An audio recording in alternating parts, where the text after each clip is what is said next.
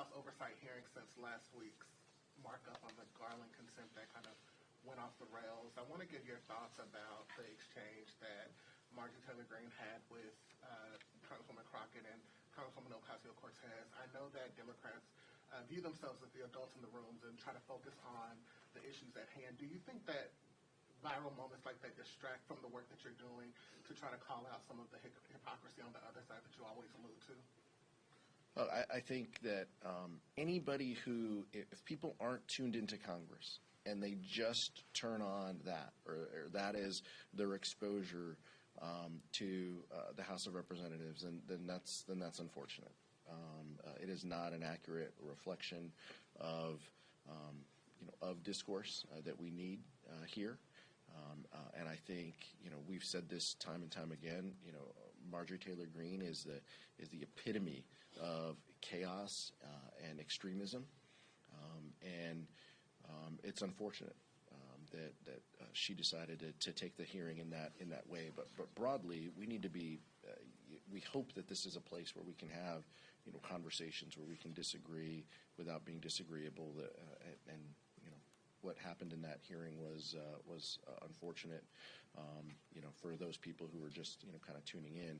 But let's not gloss over the fact that Marjorie Taylor Greene is a one-person wrecking crew, and she lives off of that, and that's her brand.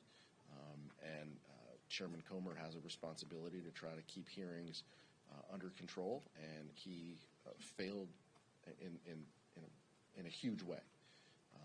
And that's on committee chairs to be able to support that discourse and dialogue. And it was a utter failure that he couldn't control his members. Thank you. I do want to follow up on that question. With the oversight hearing that did get a lot of attention, you do have one of your members, Congresswoman Crockett, now selling merchandise based off her insults at Congresswoman Greene. I mean, do you support that, and do you think that's appropriate for your members to be, essentially fundraising off the chaos of what's going on up here? Look, those committee rooms shouldn't be that chaotic. That's on Chairman Comer to set the tone. But we see that this is just emblematic of House Republicans. Their inability to control that hearing. He's asking, "Oh, I didn't hear anything. What's going on?" He's turning a blind eye to what is happening. I'll stick with what I've said before. It's unfortunate that people who don't have an exposure to Congress tune in national news and they see that is what's happening. It's not a reflection of what the four of us up here.